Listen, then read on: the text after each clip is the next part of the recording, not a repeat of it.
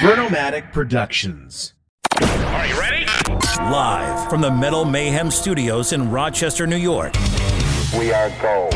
We are gold. And heard around the world by metalheads just like you. This is Metal Mayhem ROC. Heavy metal music. Your weekly dose of metal music, interviews, album reviews, news, and more. Want to be part of the show? Send us a message through our website, metalmayhemroc.com, or hit us up on Facebook and Twitter. Search Metal Mayhem ROC, a proud member of the Pantheon podcast team. It's getting nice and heavy. Now, welcome our hosts, John the Vernomatic Verno, and direct from New Jersey, Metal Walt. Good evening, everybody. Hope everyone's doing well.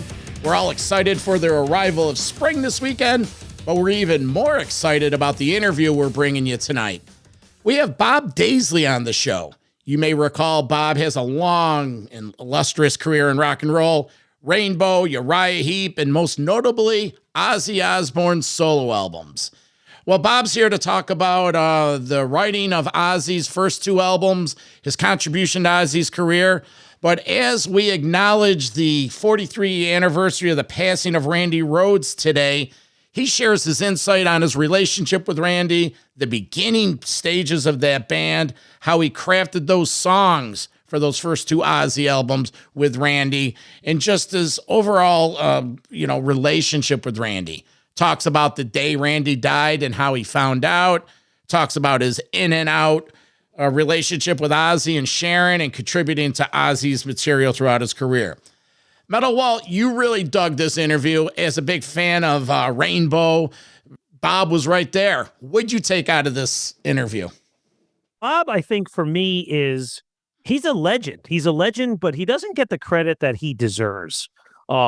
This guy has been out there since the mid-'70s, writing and recording and performing with all of these legendary bands. He just is a guy that he's a steady workhorse. He's a hired gun. He's a guy that flies under the radar and doesn't get all the glory, yet he's had this illustriously long career. I mean, to think back that, John, you and I were kids in the 70s when he was first starting out to teenage years, I'm just envisioning this guy recording these albums, writing in the studio, live on stage in the 70s and 80s with these bands, and just go down the pedigree. It's not just Rainbow and, let's say, Ozzy. He did work with Black Sabbath. He did work with Gary Moore. He did work with Uriah Heep. He did work with Bill Ward, and so on and so on and so on. It's just more stuff than you can imagine that he's been involved on. And for me, this is a guy who lives in Australia in his upper 70s and has had some health issues, yet he's still just as passionate to get on and speak to the next rock journalist team. And the way he tells these stories, it puts you right in that situation. He was telling the story of 77, touring with Rainbow, playing, recording that live album in Munich. And the way he described Ritchie Blackmore on stage, man, it put you right there. And he's a great guy. He was very well-spoken, sincere. We giggled throughout. Hey, at the end, he even invited himself to come back on the show and do a follow-up interview on any subject that we want. You got all excited and you're ready to book in. You're like, yeah, we're going to come back and we're going to talk about this and that. And he's like, anytime, mate, anytime. So we really hope you enjoy it. And as always, if you enjoy what we're doing here, do us a favor and subscribe to the podcast, leave a review, and let's get up to the metalmayhemroc.com website, sign up for the newsletter, and join our community. There you'll get updates on everything we're doing here, YouTube videos, alerts for the radio show, and podcast episodes. All right, well, let's get into this. Bob Daisley, remembering Randy Rhoads, remembering Rainbow, and discussing his career. For my partner, Metal Walt, I'm the Vernomatic, and we are Metal Mayhem ROC. It's an honor to welcome to the show Bob Daisley. How are you, sir? Thank you. Yeah, I'm good, thank you. Yeah, thanks for asking, and thanks for inviting me. Hey, big, belated, happy 75th birthday to you, sir. I know, fucking hell. It just feels so weird, because in my head, I'm still 25, but that's how it feels. It's just, it's weird. It's strange how quickly the time has gone. So, I must have been having fun, I guess. Did anyone surprise you with a well wish? Someone wish you happy birthday that you were pleasantly surprised you heard from? Oh, yeah. I got lots of wishes as I, do each year, but the usual ones. But I can't remember any sort of surprise ones. But I got lots, and it's always nice. It means something to me. To get those wishes and people remember it and acknowledge it. It's very nice. Bob, so you're saying that you didn't receive that $75 Amazon gift card from Sharon and Ozzy Osbourne yet in the mail? No, it was 75 million, actually. Bob, all kidding aside, happy belated birthday, and we're glad to have you on. So I want to talk a little bit about the Rainbow era, right? So you were hired during the recording and the writing of the third album, Long Live Rock and Roll. I mean, the band was already well established at that time. But a couple of questions for you.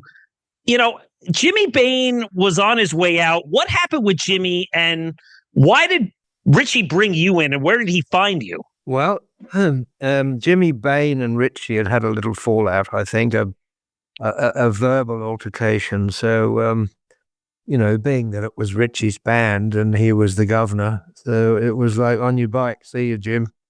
I think it was as simple as that. But where Richie got me from, I had been on a Widowmaker tour. This is 1977. We'd toured America and Canada, and at the end of the tour, I knew that there was a friend of mine in LA that had come across from England, and I'd been in a band with him, Dick Middleton. He's a guitarist.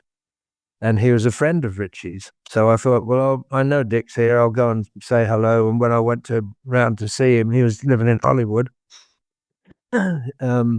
He'd seen Richie, and he said, oh, by the way, Richie's looking for a bass player. Would you be interested?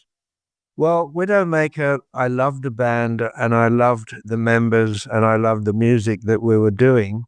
But there were some, how shall we put it, unprofessional isms within the band at that point, squabbling and fighting, and sometimes physical fighting and that sort of thing. And I thought, well, I've got to consider it. I have to consider it. So one night, Richie and Dick and I went out to the Rainbow and just had a few beers and a chat, because Richie liked to audition people as a person before he'd think about having them in the band. So Dick and Richie and I went out for a beer and a chat, and we got on fine. And he said to me, do you want to come down and have a play? And I think they'd auditioned something like 40 bass players at that point and couldn't find the right combination of, ingredients for the bass player they wanted. That is, you had to look the part, you had to be the sort of person that would get on with Richie and the rest of the band, and you had to be able to play well. So I went down, had a play. Richie put me through my paces for about an hour or so, and then Cozy and Richie and Ronnie went off into a little office, and we had a chat, came out, and then they said to me, well, the gig's yours if you want it. And I don't know what they must have thought of me, but I said, I'll think about it. Because I had to think about it, because I was, I was in my own band, Widowmaker, that was, it was a sort of, democratic situation, whereas the Richie and the Rainbow situation would be, I'm a sideman being told what to do, sort of thing, Plus, speaking to people that knew Richie and his reputation, they were just thinking of me, I suppose. They were just warning me, just saying, look, Richie can be cantankerous, he can be, contrary, he can chew you up and spit you out. You might be without a band at all within 3 months. Who knows, So I had to consider all those things. But then, Sure. Yeah, So, there's the whole story's in my book. But how it happened was we did the Whiskey A Go-Go in LA with Widowmaker, and at the end of that show, there was another big squabble, and I thought, oh fuck this, I can't stand it. So I went up the Rainbow Bar and Grill where Richie was, and I walked in. He stood up and applauded because he'd been at our show at the Whiskey, and I thought, wow, Richie's applauding me. That's really saying something. So from that moment on, I just said, yeah, count me in. I'm in the band. After they'd given me the gig at the audition, I accepted and I think I started rehearsals the next day. And they had the facts say that, Richie played bass on at least some of the recordings and the demos, but you ended up recording 3 of the songs. What 3 songs were they that ended up on the album that you play on? Gates of Babylon, Kill the King, and I think Sensitive to Light. I know Richie did play some bass on it because they did have a bass player. I think it was Mark Clark. And Richie was unhappy with the way things were going. So I think he got rid of Mark Clark. He didn't even last very long. And then Richie played on some of the tracks, and they brought me in, and I played on the stuff that hadn't been yet recorded. So we recorded it as a band. It's, The Gates of Babylon was being finished written. I remember Ronnie he had the tape of the backing in his room at the Le Chateau, it was called, the place in France where we recorded, and Ronnie was in there all day writing lyrics for Gates of Babylon, and then we recorded the song. It was nice to be on a Rainbow album, even it was only just a few tracks, but one of the tracks didn't have bass at all anyway. Well, that doesn't matter, Bob, because those, let's be honest, probably those are the 2 best songs on the album, Kill the King and Gates of Babylon. So I would say so. Yeah, I agree on that. They definitely are. You guys toured the globe 1977, 78, and you're forever archived, let's say, on the live album, Live in Munich from 1977 live album. So I was just a kid. I was 7 years old when that came out. I don't remember it, of course, but, performances aside, because we've all heard that album. But when you're on stage with these guys, especially knowing, like you said, Richie could be cantankerous, Cozy had a very hard head from what I've read, and of course, Ronnie was very opinionated. What was the culture like up there with these guys? It was, for me personally, it was, put your head down and get on with it, be professional, be reliable, and, do what's needed. Although it was very enjoyable, I enjoyed playing with Cozy because he'd come from the Jeff Beck group. And in my book, anyone who'd played with Jeff Beck, that was a feather in the cap, and Cozy had been Jeff Beck's drummer. So that meant a lot to me. Ronnie was a great singer, and great frontman. He could talk to an audience. He had a great voice, 5'3" and a huge voice, so brilliant stuff. And for me, watching Richie on stage, it was sort of some nights it was sort of entertaining for me. I could, just look across and there's Richie on stage with me playing very, very, interesting and impressive things, and so obviously it wasn't a democratic band situation. I was a hired gun, but it was enjoyable and it was a learning curve. And, I enjoyed the company. Ronnie and I got on great together. Cozy and I hung out as mates, lots and lots of times. And Richie, I found to be a very aware, astute sort of person. He was intelligent and observant, and he did not suffer fools gladly. So, it was a good situation. David Stone, the great keyboard player, he was Canadian. He was a good player. There was just a little bit different personality because of the I suppose Cozy and Richie and I. Well, I was born in Australia, but I look at a lot of my growing up being in England. So we had that sort of English thing, and but Ronnie was very into English humor. So he loved the Pythons, and he was always reciting Pythons, and David Stone was a little different to that, but we all got on. It was good. We all came to terms with the fact that it was Ritchie's band, because originally it had been called Ritchie Blackmore's Rainbow, and then they dropped the Ritchie Blackmore and just became Rainbow. But it was always really Ritchie Blackmore's Rainbow. No, but then, Bob, you seem like you're a good team player in this whole band, right? With a lot of strong personality. So why was it over so quickly? I think we were doing very well, and the live shows went down great. We did 3 nights at the Budokan in Tokyo. We did 4 nights at the Rainbow Theatre in London. And the band was always received very well and always reviewed very well.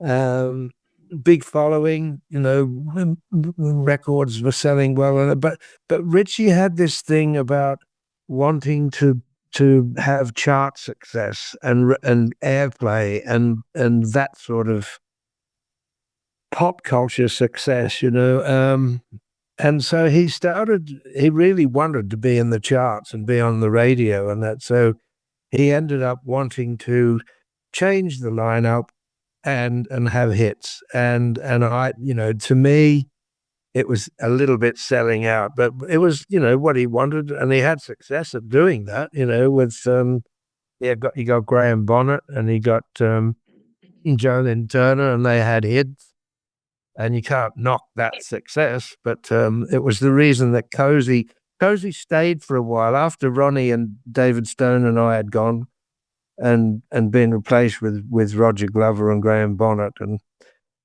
Don Airey. Cozy stayed for a while, but Cozy ended up leaving because he said, "Nah, it's turning into a pop band. This is not for me," and then he left. As far as the life and length of the band, I joined in. I think it was around about I remember that Elvis died while we were rehearsing, so I think it was August '77 that I joined, and then we toured a lot. After I joined, we did Scandinavia and Europe and the UK, and then in early '78 we toured Japan, and then all over America and Canada. It went on for months. So I was probably in the band for maybe just over a year or so, and then it all changed. But it was short-lived. We squeezed an awful lot into that time, and we were working solidly. That did. I remember checking into a hotel with Ritchie somewhere, and he said, "Do you ever feel like Marco Polo?" Because we were doing so much travel. It was like just went on and on and on. Bob, in the book, you mentioned and told the story about Ronnie had a feeling something was going to happen in the band, and he asked you if you'd like to get together and form something. And then eventually you found out that he formed something with Tony and Geezer and Sabbath. What happened? Well, one afternoon I was waiting with Ronnie in the hotel lobby to be picked up for sound check while we were on tour with Rainbow.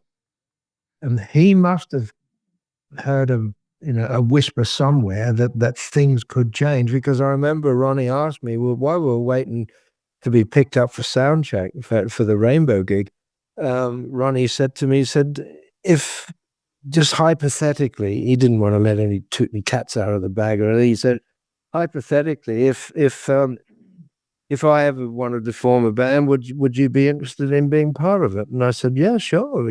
I thought, if something happens with this and this ends or folds or changes or whatever, I like Ronnie and I like working with Ronnie. And I said, yeah, sure. Well, after that tour, it went on for months, and we did so many shows. It was a long, long tour.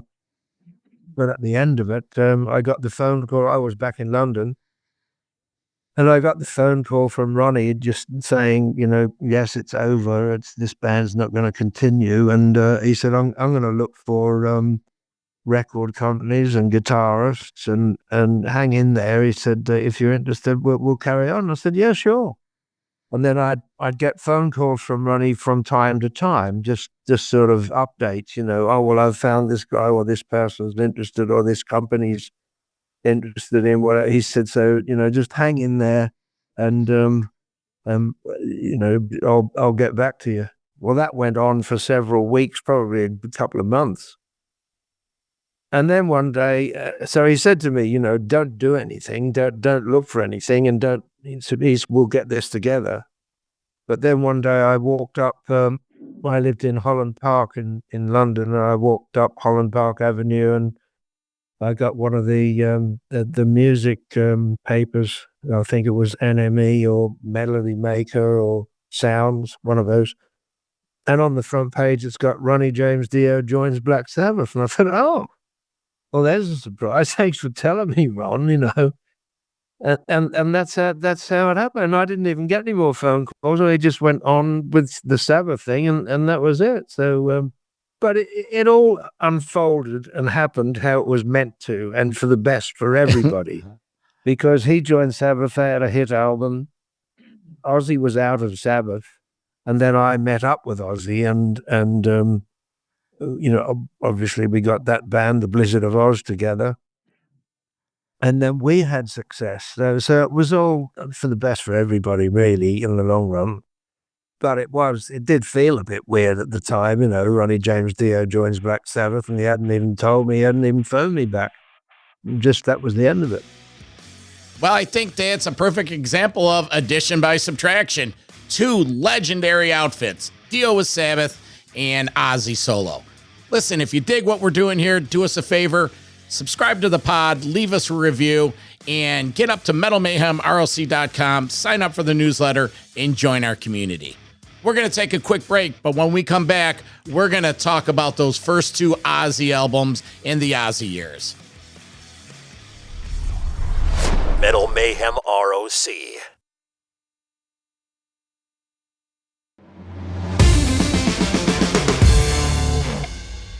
We're talking with Bob Daisley, lifelong rocker, played with all the greats. His book came out in 2012, For Fact's Sake, chronicles the story of his career, and what a career it is. How'd you end up getting to work with Ozzy? I was out of Rainbow, and I'd done a couple of sessions with people, and I was looking around for something more permanent to do. And a friend of mine, Pete Mills, his name was, he was sort of kind of like an uncle or a father figure to me, but we were mates. He was older than me, but he used to say to me, he had a London accent, he said, "Got to put yourself about, son. Got to put yourself about," And one night we're in my local pub, the Star, and he started saying, "Got to put yourself about." And I said, "Well, there's a band on at the Music Machine tonight, which was in Camden in London." I said, "And I will know people there because it's a band called Girl," and that was with Phil Collin and they were on Jet Records, and I'd known people from Jet Records from when I was with Widowmaker because they were signed to Jet Records. So Pete and I went up to the Music Machine, and I saw some people up there. We went backstage, and it was Arthur Sharp, who worked in the Jet Records office, who introduced me to Ozzy. He said, "Do you know Ozzy?" And I said, "No, not really. I think we may have met somewhere along the way, but I wouldn't say that I know him." Anyway, I got chatting to Ozzy, and Ozzy said he wanted to put a band together, and then he asked me if I'd be interested. And I said, "Yeah, sure." He said, "I've got a couple of other players." So David Arden was handling the day-to-day situation. That's Don Arden's son, David, Sharon's brother. And he phoned me and he said, "I've got you a rail ticket. Go up to Stafford on the train. Ozzy will pick you up at the station, blah, blah, blah. I'll go to his house." So I did that. And when we got to his house, he had a guitarist and a drummer there. We had a play together. Ozzy had a little sort of rehearsal room built integrally on his house. Well, we went in there and we had a bit of a play, and these guys were nice guys and they were decent players, and then we went out, Ozzy and I went out into his kitchen and we were going to have a cup of tea. And he said, so what do you think? Blah, blah, blah. And I said, yeah, it's good. I said, look, if you want to get really serious about this, to be honest with you, I don't think these guys are really world class. I said, they're nice guys, they're good players, but they're okay. So he said, hang on a minute. He walked into his rehearsal room. He said, pack up, fellas. It's not working out. You can go home. That was them gone. They were just dismissed, It was actually quite a little humorous. So he said to me, I met this other guitarist in LA. His name's Randy Rhoads. He said he's a guitar teacher at a music school. Well, when he told me that, I sort of envisaged this older guy with, pipe and slippers and glasses and a cardigan or something, because he was a music teacher. And he said, Ozzy said he's a great player. I said, well, let's get him over. So we went to David Arden. We said, well, Ozzy's met this guitarist. And apparently Ozzy had already auditioned him in LA and given him the gig. But when he came back to England, he started this, he wanted to keep it UK based kind of thing. So Randy wasn't flown over and nothing happened. So Ozzy and I went to David Arden and we're saying to him, Ozzy's met this other guitarist. By then I knew he was a young guitarist in LA and a great guitarist. And I said, can we get him over? Well, David Arden at first said, no, he's unknown, he's young, nobody knows him, he's American, we want to keep it UK, blah, blah, blah. But eventually he gave in. And I remember David Arden's words. He said, against my better judgment, okay, we'll fly him over. So Randy came over. Then it was Ozzy, Randy and I met up in Jet Records office in Gloucester Place in London. And then we went off, caught a train back up to Ozzy's. And then we had our first play together up there. When did Kerslake get in the rotation? Well, it became just a trio of us, Ozzy, Randy, and myself. We were writing songs and we were putting the songs together, but at the same time, we were auditioning drummers. And we auditioned so many drummers. We were at different places. We were at Ozzy's house for a while. Then we were at rehearsal places, live-in rehearsal places where drummers would come down to. Jet Records had a list of drummers to send down, so that they were sending like 2, 3, 4 drummers a day. And we got through an awful lot of drummers, and some of them were good, and some of them were nice guys, and some of them looked good, and there was never that combination of all the ingredients that we wanted, But most of all, we wanted a fiery drummer with aggression and power. And we auditioned about 40 drummers, and then there was one drummer left to audition, and which was Lee Kerslake. And we went to Shepperton Film Studios to audition Lee. We knew he'd been the drummer with Uriah Heep, so we thought, well, he's got to be at least decent. And he'd had a tape of some of the songs that we'd demoed. They're only demos of songs like Crazy Train, I Don't Know, and that sort of stuff. And the record company, Jet Records, had said to us, if this guy doesn't work out, you're going to have to go into the studio with a session player or a guest drummer or somebody like maybe Cozy Powell or somebody like that, just to get a product. But we didn't want a guest drummer or a session player or, somebody that wasn't going to be in the band. So we thought, well, here's hoping. So we went down to Shepperton, auditioned Lee, and the first song we did was I Don't Know. And as soon as he started playing, Randy and I looked at each other and thought, this is the guy. This is the guy. Where's he been? But fortunately, that the last man standing was the guy, and he completed the band. And we knew then, this is the last piece of the puzzle. What was the vibe like between you three? Did you realize that something magical was forming at that point? Well, the first time Randy and I played together at Ozzy's place, this was before we anywhere even close to getting Lee. Randy and I, Ozzy went out to make a cup of tea or get a beer or whatever he was doing at the time. And Randy and I looked at each other. We'd just been jamming, just having a knock around, just feeling it out sort of situation.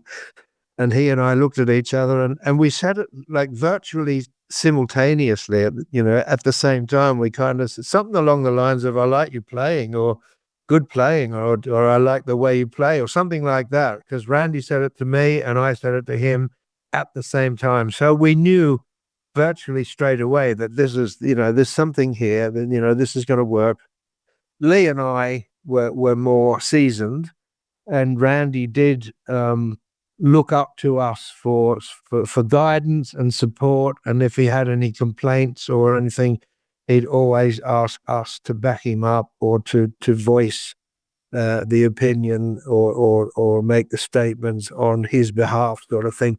Randy was not one to rock the boat or to, he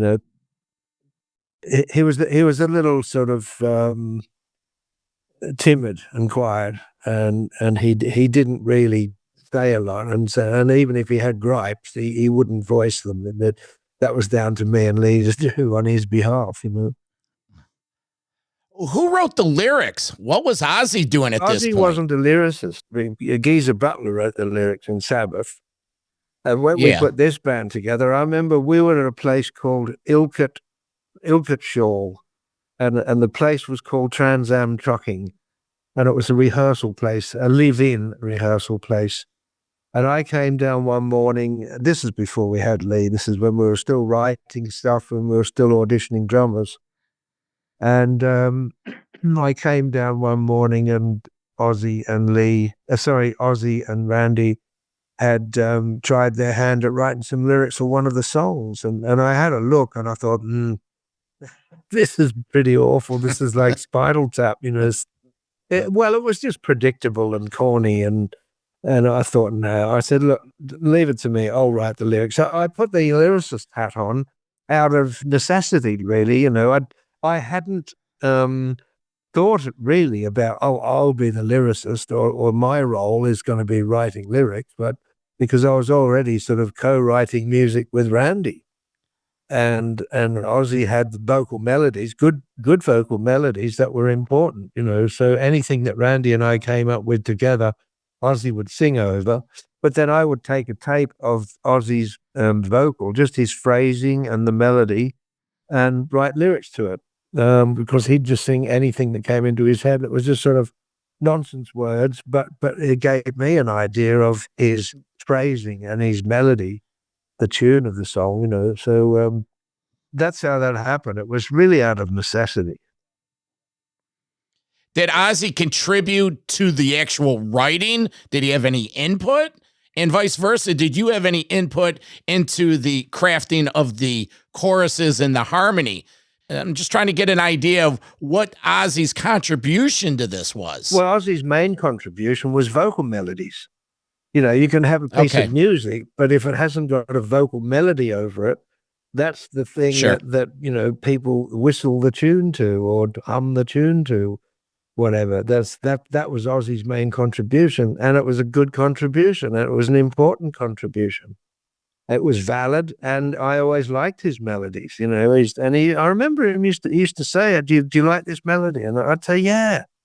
He never disappointed when it came to melodies. It was an important, integral part of the songwriting. As far as the rest of the writing goes, a lot of the riffs and chord structures were Randy's or came from Randy, but he and I would just sit on a chair opposite each other and we'd work stuff out. I'd make suggestions, or I'd maybe come up with a middle eight or a change or a part for him to solo over and that sort of thing. And once he and I had worked out musical ideas and that, Ozzy would come in and sing a vocal melody over it. That's an important contribution. So yes. It couldn't have happened the way it did without one of us being replaced. If it wasn't Randy, it wouldn't be the same. If it wasn't Ozzy, it wouldn't be the same. If it hadn't been me, it wouldn't be the same. And Lee's drumming too. That was a real important part because, we auditioned so many drummers to get the right guy and couldn't find him until Lee. So it was all a working magical chemistry and formula that just worked, you know. Let's establish the timeline here, because honestly, Randy was in the band 2 years. And when did you record the album? How long did it take? And what happened after the album was released? Most of the writing on the first album was done with just Randy and Ozzy and myself. That was recorded from, I think it was, I can tell you, it was March 1980. And because we went in on, it was spring equinox, because I remember as we pulled into Ridge Farm Studios, one of the Andrews family owned Ridge Farm, and one of the Andrews boys was there, one of the sons or men. And he just said to me and Lee, he saw us coming in, we said hi, and he said, "Good day to start an album." He said, "It's spring equinox." So that would have been March the 21st or 22nd when we started that album. And it took us about like 6 weeks or something like that. And we mixed it there as well at Ridge Farm with Max Norman. Max Norman was the house engineer. We did have a producer at first, Chris Tangarides. Then after a few days, we thought, he's like a spare wheel. We don't really need him. You know, we know what we want. And Max Norman is a good engineer. He knows how to get what we want. So let's just work with Max. And we produced the first album ourselves with Max. So, and then after that album was done, we went in March. I think it would have been maybe it could have been mastered around sort of May or June or something, but it wasn't released until September when we went on the road and did the first UK tour. And then after that tour was about 6 weeks. I think the last show was end of October. So September and right up to the very end of October. I think it was October the 31st where we did the last show in Canterbury in England. But soon after that, we started writing again for the Diary of a Madman album. Tell us about what happened, why you and Lee were out of the band and Rudy and Tommy Aldridge came in. Well, during the UK tour, because the album was doing well, it got sort of, I don't know, the Ozzy and Sharon thing started up because Ozzy was, he had a wife and kids and a house, but he started this thing up with Sharon on the road, and that started getting out of hand, and they started dragging me aside and saying, "Let's get rid of Lee. Let's get Tommy Aldridge in the band." Well, Tommy Aldridge was playing with Gary Moore at the time. And I just said to them, why are you trying to fix something that's not broken? It wasn't out of loyalty to Lee or anything for me personally. It was just that I thought, you have a formula here that's working. It's a goose that's laying a golden egg. Why do you want to change it? And I couldn't agree. So I said, no, I can't agree to that. But they kept asking me. And, every time they asked me, I would say no. So eventually, because I wouldn't agree to getting rid of Lee and getting Tommy in the band, they got rid of both of us. At the end of the recording of Diary of a Madman, we got the phone call, "Will you pair out of the band? See ya." It was like that, But then 6 weeks later, I got the phone call from Sharon saying, "Come back and do the third album." So their way of getting rid of Lee and keeping me was get rid of both of us, then ask me to come back and do the third album, which they knew that I liked working with Ozzy and I liked working with Randy. So that third album was supposed to be Randy, Ozzy, and me with Tommy Aldridge. But as history shows, that Randy was killed in the March of '82, and that that the third album was put on hold. That third album did get done, obviously. But the next year in '83 with Jakey Lee, because Randy was no longer around. Where were you when you found out that Randy had passed? Well, Lee Kerslake and I were in Uriah Heep. We'd reformed Uriah Heep with Mickey Box and Pete Golby and John Sinclair. We were on our way to America. So we would have been in a plane flying from London to Houston in Texas to start our Uriah Heep tour when Randy was killed. Well, we arrived in Houston. We checked into the hotel, and Lee and I went down to the gig. It was the club called Cardi's in Houston, big club where we'd be playing the next night. And just to have a look at the gig we'd be doing. And as we were walking in, the girl on the door said, "Oh, you guys were with Ozzy, weren't you?" And we said, "Yeah." She said, "Oh, I think some of them got killed this morning." And I said, "Well, God, what happened?" And she said, "I don't know. Go in and ask the DJ. He knows more detail." So Lee kept walking, and he sat at the bar. And I went and found this DJ, and I asked him about it, and he told me that it was Rachel Youngblood, the seamstress wardrobe lady, and the pilot, and Randy had been killed. And I was just speechless. I went and sat next to Lee at the bar, and he turned around, he looked at me, and he said, "God," he said, "you've gone all pale. What's wrong?" I said, "I just found out Randy was killed this morning in a plane crash." And we just went back to the hotel. We sat in the bar in the hotel and drank toasts to Randy and cried because it was just so sad. Yeah. Oh, go ahead, Walt. You know, that was a sad time for the band, but the band did eventually move on. Seems like you were in the beginning stages of being shuffled around by the Ozzy Sharon camp. You're in, you're out, you're back. Yeah. You come back in for the Bark at the Moon period. Yeah. I mean, this must have been difficult for you, trying to start again now after losing a friend of yours in a tragic way. So what was it like starting all over again with Jake and Ozzy? And what was Ozzy's condition like in this? Was he out of his mind? Because listen, the guy wasn't sober. Right. So was this really affecting him in a bad way? It was. He was he was doing a lot of drugs. He was drinking a lot.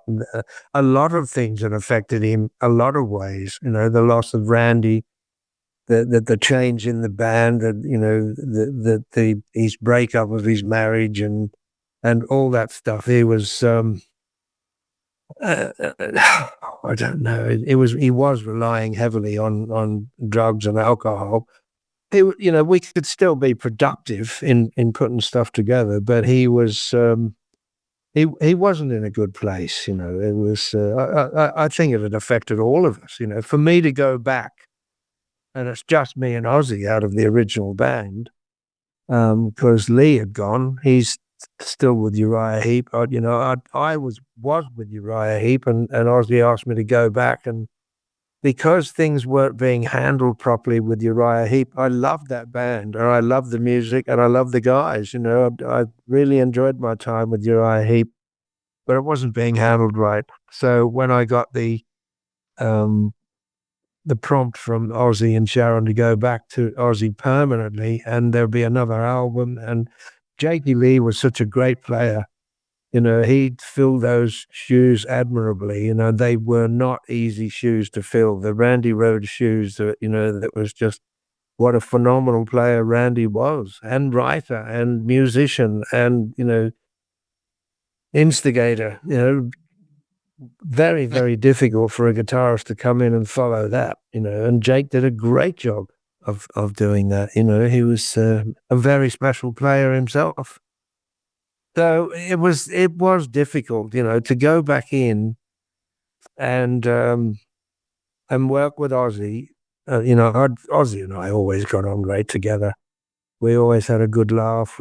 Sometimes I'd drink with him or whatever.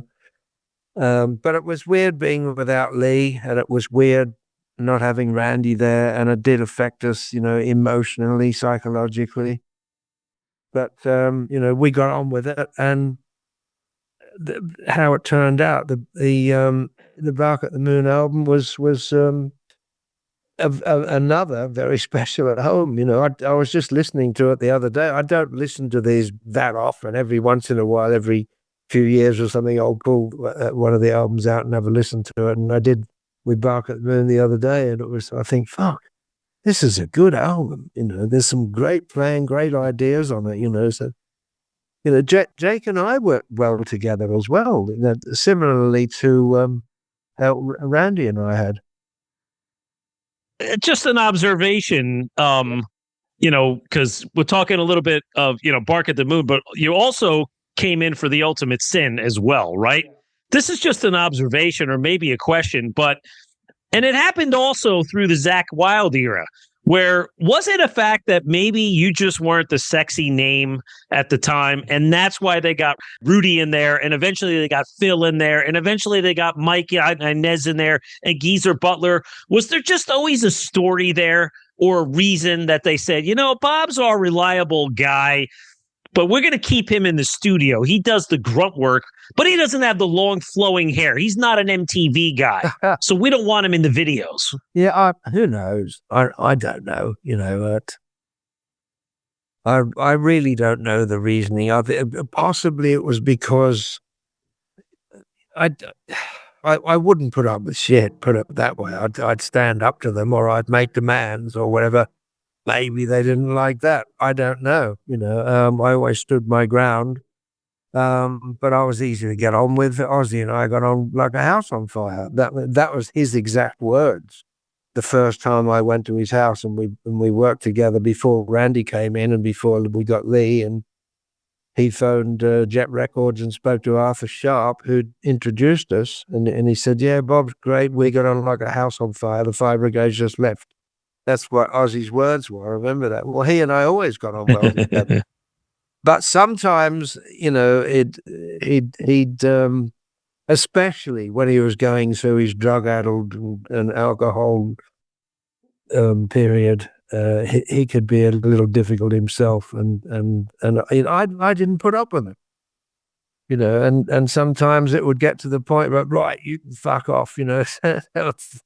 And that's how it was, you know. And then we'd get someone else in, and then he'd find out that it wasn't the same without me there, with, you know, with my writing as far as music and lyrics go, and that I was a major part of that, you know. So he'd have to ask me back, but he'd get somebody else to go on the road because he and I had an argument or a fallout, or I'd not put up with something from him and spoken out. You know, I used to speak my mind. I wasn't disrespectful, but I was always upfront.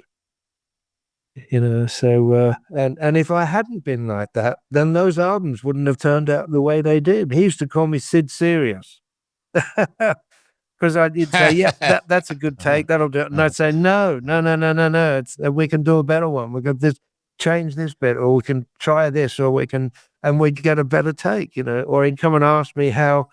What I thought of one of his vocals, and I'd say, "It's okay, but you can do better." Let me know. Oh, and then he got all upset, and I'd say, "Well, you fucking asked me. What do you want? You know, I'm telling you the truth. It's not good. Okay, you want to hear it? It's not good. Go and do it again." And that worked, and we had a better product because of that. But it used to get up his nose, you know, so amongst other things. Bob, you hit the nail on the head about Sid Serious. You're the one that was orchestrating this music. And in the book, you've explained that you've been in and out of court for back royalties on many occasions. Not back royalties, no royalties. Well, yeah, no royalties. Quickly explain the difference between writing, performance, and sync royalties, especially sync royalties, because you can't go to a sporting event anywhere around the globe without hearing Crazy Train. I know. Well, there are different types of royalties. If you write a song, or you co-write a song, the writers get a share of the money generated from sales and from airplay.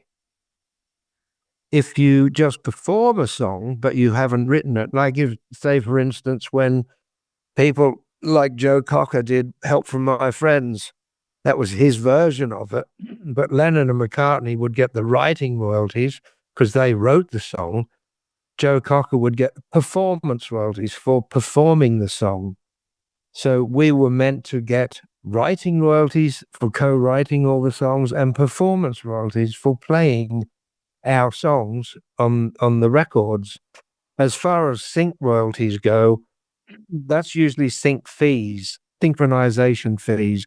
It's when, say, an advertising company or a TV show or a movie use your music in it, that they pay a big fee for featuring your music in, a movie or a TV show or whatever. So that's what synchronization fees are. But they're less common, and they are sort of more of a specialized situation, sync fees. Were you entitled to some sync fee payouts? Yeah. We've had sync fees from writing, and we've had royalties from writing. It's just the performance royalties that we never ever got, and we didn't get credits on Diary of a Madman like we should have.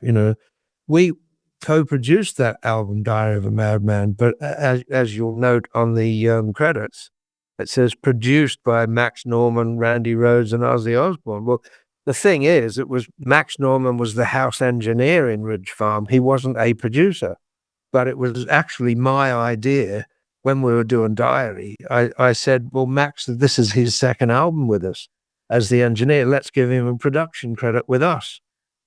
So I put a lot into that album, Diary of a Madman, a lot of production ideas, and I didn't get a production credit, but I'd suggested that Max should, because he was house engineer again for the second album. So I said, let's give him production credit. So he got a production credit, and Ozzy and Randy, and that was it. So those credits are definitely erroneous. Yeah, and listeners, remember, if you the For Fact's Sake book describes all this in full detail. It does. Bob, before we put the Ozzy chapter to bed, I just want to get your opinion on these re-recorded versions on the reissues. Wow, Well, when I first heard one of the tracks, and I burst out laughing. I thought it was a joke because it was bloody awful. I mean, you can't reheat a souffle. You can't take the ingredients out of a cake and replace them with, I'll just take the sugar and the egg out of this cake and replace it with this sugar and this egg. It's not going to work. And it never, we had other takes of those songs ourselves that we didn't use. The ones that got used were the ones that had the magic, and they were the ones that we did together. And it happened once, and you can't recreate that. And if I went in and Lee went in with me and tried to re-record those parts, that wouldn't be the same either. And that's the same people playing them. So to try to recreate something like that is an impossible feat. That's as simple as that. I interviewed Ernie C. from Body Count, who has some history with the Sabbath guys on the Forbidden album from the 90s. Just last week, I interviewed him, and he explained his experience with Sharon, that a cease and desist order was dropped while they were recording, and Tony Iommi laughed at him. It was almost like an internal gag. And they basically looked at Ernie and said, it's your turn now. You're going to have to deal with this. And he said he was nearly shitting his pants, not knowing what to do. And Tony simply said to him, don't worry about it. Just don't worry about it. Ignore it. And then he said, like 20-something years later, when he was on an Ozfest tour, the first time he met with Sharon, he brought this up. And Sharon, in her sneaky little snarky smile, said to him, oh, Ernie, darling, don't you worry about that stuff. It's just part of the business. Yeah. It isn't.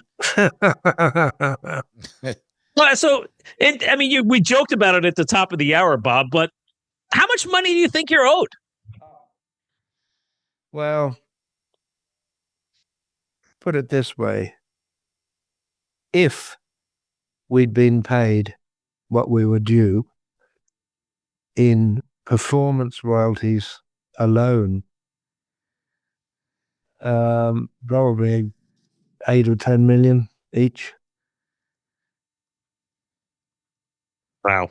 Yep, going on the amount of like both Blizzard and Diary, what are they, quadruple platinum or more, 5 platinums and whatever it is, I don't know, but yeah, a lot of money. Let me ask you a question, though, on the financial end too, Bob. I mean, going back to your point where you're in and you're out and you're in and out, like, just as a human being, like, none of us want to be kicked to the curb all the time, but it seems like you were a pretty strong guy to be able to withstand all the bullshit, yet tell Ozzy how it really was. But you always kept coming back for more. What was it why did you come back? Did at least you get compensated for your work at that time to say, you know what? I need this like a hole in the head, but I know they're going to at least pay me fairly for this 4 months I'm going to be in the studio because I already know what the end result's going to be. Well, it's a complicated situation, and a lot of it's very interrelated. So you really do need to read the book to find out all the ingredients of the whole big scenario. But simply, to simplify it, Sharon had a fallout with her father in '82, I think it was. And Lee and I were suing Jet Records and Don Arden for our unpaid royalties and erroneous credits on Diary. And because she'd had a fallout with her father, she and Ozzy said that they'd help us in our lawsuit if I went back and worked with them.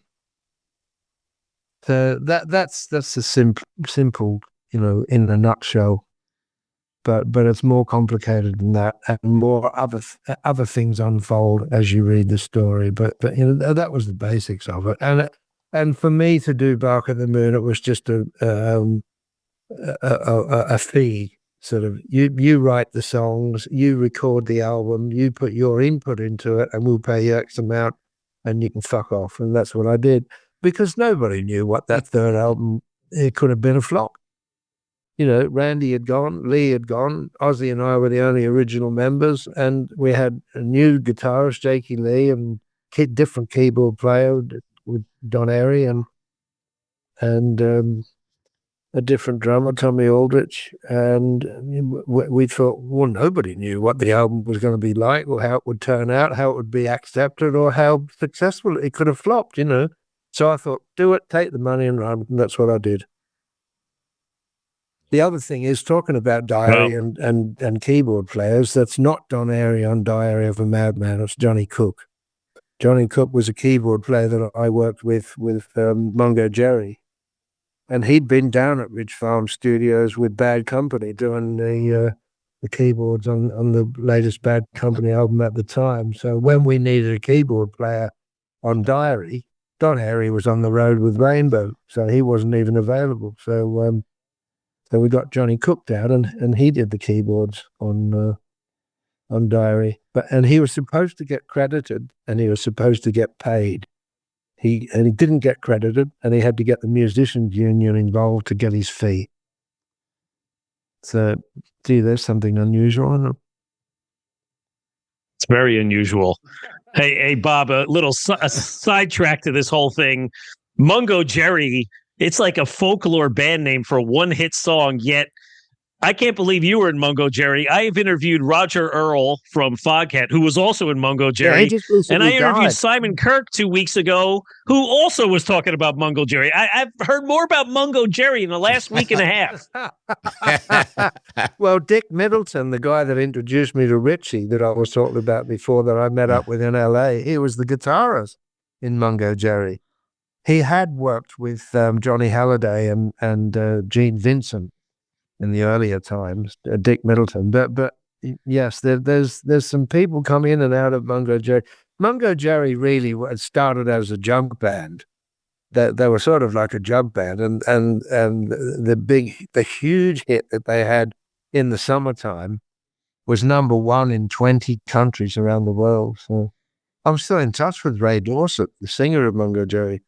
The one people used to think he was Mungo Jerry, but his name's Ray Dorset. Well, there you go. So you just taught me something new. But hey, Bob, moving off of the Ozzy era, looking at something a little more stable for you. So, you had a long relationship with Gary Moore. You played on 7 studio albums, and you even put a tribute album to him in 2018. So, unlike the Ozzy erratic behavior there, it seems that you've had a bit of a more reliable and trustworthy relationship there. Like, was there something better about your friendship and your working relationship with Gary versus some of the others? Well, I always had great respect for Gary because he was as serious, if not more serious, than I was about getting things right and being really particular about how everything sounded and how things were perfected. Gary was a perfectionist as well, but what a great player, Gary Moore! What a great player. And it wasn't just virtuoso playing. It was virtuoso playing, but with such feel and emotion, and every note counted. It was he was an impressive guitarist. To me, to be on stage with Gary was. Gary and I had such a good relationship, friendship-wise as well. He and I always got on very well together, had such great laugh. We had very similar sense of humor. There's some funny Gary stories in my book about that sort of stuff.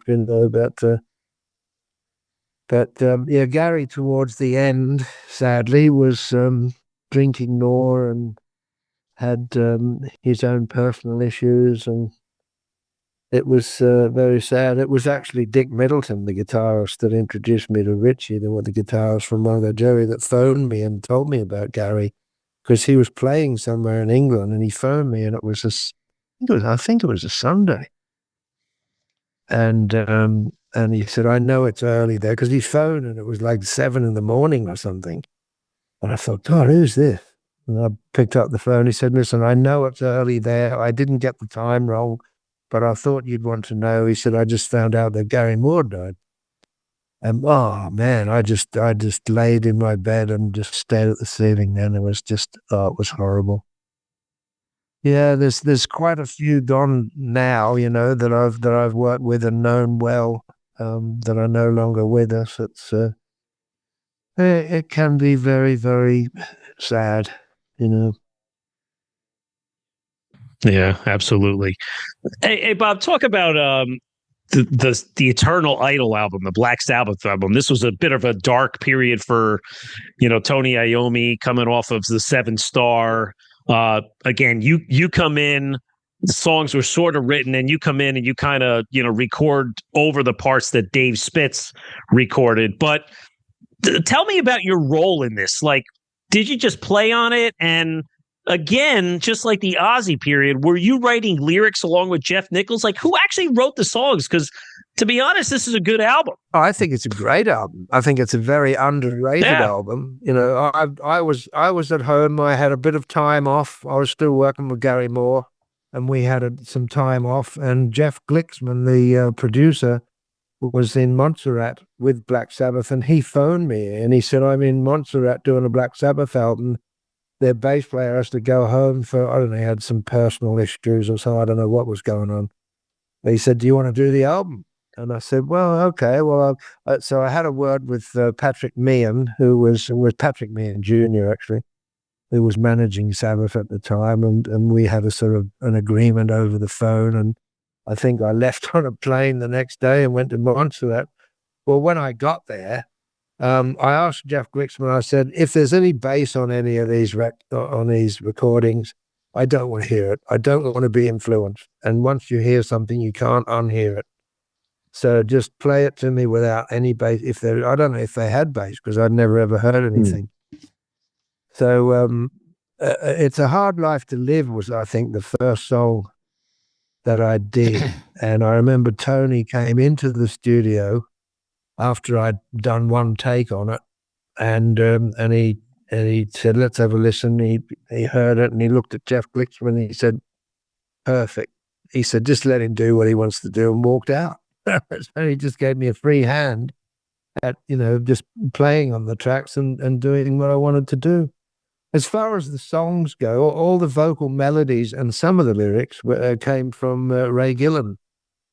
I don't know if Jeff Nichols had anything to do with maybe some of the lyrics with Ray. I'm not sure, but I know some of them because Ray gave me some lyric sheets with unfinished lyrics or just a few lines on them and things like that. And I had a deal with Patrick May. I said, look, I'll finish the lyrics off for you. Just pay me. So I did. I just finished off all the lyrics on the whole album. And That's another one. It's another one of those great ones that flies under the radar. Bob, I got one more question about the Sabbath camp in a sense. I remember at the time there was an album that came out by Bill Ward called Bill Ward, Ward One Along the Way. I like that album.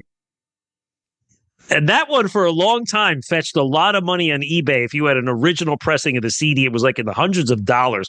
I have an original, but the single, come to find out, you played on the fucking thing. Bombers Can Open Bombays, and Ozzy sang on it. Yeah. I remember I was in LA at the end of the Gary Moore tour. I was in 87. And I was in LA and I was doing the Yngwie album. I was playing on some tracks. I think I played on 4 or 5 tracks of the Yngwie album with Jolene Turner, and it was called Odyssey. And Bill got in touch with me, and he said that he was doing his solo album. He asked me if I'd be interested in playing on some tracks. I said, yeah, sure. So I like Bill Ward. He's a really nice guy, and he's just, to me, he's Billy Ward. He's a nice bloke, and I like his company, and he's got a nice heart.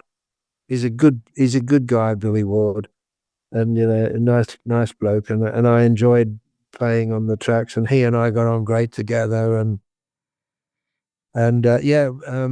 Ward One Along the Way, I think, is a really special album. It's he had a lot of people on it. I think he got Zakk Wylde on it. I think he had Jack Bruce on it. He had a lot of great people on it. So.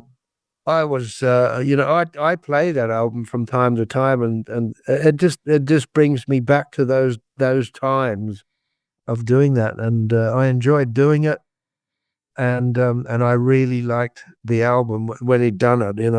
I liked Bill's musical approach and taste. It was great. It was a little Sabbathy. It was almost a little Pink Floyd singer-songwriter. It was not maybe what I expected when I turned the album on for the first time. It was unique. Yes, yeah. It's not what you would call a heavy metal album. It's thoughtful and emotional, and it's quality glass. Bob, when was the last time you spoke with Bill or Ozzy? Oh. The last time I spoke to Ozzy was out here in Sydney when he was out here, but that's 25 years ago or something. The last time I spoke to Bill was a few years back, just on the phone. He and I used to talk sometimes, just have a chat, and I think probably the last time I spoke to Bill would have been maybe 6 or 7 years ago, or a good few years back. We heard your comments recently on the farewell show in July. What's your take on the recent revelations of more bands and Ozzy coming out and now publicly stating that he's probably only going to do bits and pieces? What's your company line on this farewell show? I just hope, and personally, I just hope that they pull it off and they go out on a really good note. I don't want the name Black Sabbath or the name The Blizzard of Oz or the name Ozzy Osbourne or all the rest of them to be remembered as a bad day or it didn't quite come off or whatever. So I hope they pull it off, and I hope the fans love it. And I hope it's really successful, and that's what I can say about that. Really, it's just, I'm even if I was asked to do it, I don't think I would. I wouldn't want to be a part of that. But it'd be nice to farewell Ozzy after everything we went through. But you know, I couldn't see me being a part of it. Yeah. Well, listeners, again, the book, for fact's sake, that's a twister. Remember, for fuck's sake, and it's fact. There you go. You can get over to bobdaisley.com for all his information, links to all his socials. This book, well over 300 pictures, Bob, is in this. Yeah, it's like 380 photos or something. Yeah, it's amazing. Nice hardcover book. You know, this thing has a little weight to it. A little, it's nice and solid. It's a great collector's edition. So yeah, I have it printed in England. You know, I wanted good quality. I didn't want it done cheaply, so it's on good quality paper and it's hardback, and it's, you know, it's good value for money. Again, Bob, thank you. Happy birthday again. We appreciate it, and we wish you a great 2025 and a healthy, well, it's going to be your winter down there, but again, we appreciate it, sir. Oh, thank you. You're welcome. If you want to do more, just let me know and we can, we'll tee it up. If you want to do a part 2 or there's things you didn't cover or whatever, you know, it's always enjoyable doing these, you know, chats. Oh, well, sir, you just opened a door for my partner over here, Metal Bob. Man, thank you. What have I said? No, well, that's it's just a matter of not if, not a matter of when. Well, if, just when. So, not a matter of if. It's when. Thank you, Bob. That being said, let me sneak in a quick listener question. Mark Ionetti of Rochester, New York, wants to know, what was the best Randy era solo that you did? Was there a particular solo where you just went, wow? I loved what he did in Flying High Again, but there were many, you know. See, with Randy, he would work out his solos. So if he went into the studio and he'd do a good solo and he'd look up and he'd say, "Hey, Max, how was that?" "Yeah, that was good, Randy." He said, "Okay, let's double it." So he would double his solos. Some of them were like tripled. So he knew them note for note every time, you know, so that they were well worked out. He used to spend a lot of time working out his solos. He didn't just blow or jam or improvise. They were worked out, you know. So that in itself is very impressive. Well, Mark's favorite was Sado. Okay. That's the one he goes to. And he also had another question. The outro to Tonight and Can't Kill Rock and Roll, the outgoing solo. How come it was faded out at the point that it was faded out? And how long did it go?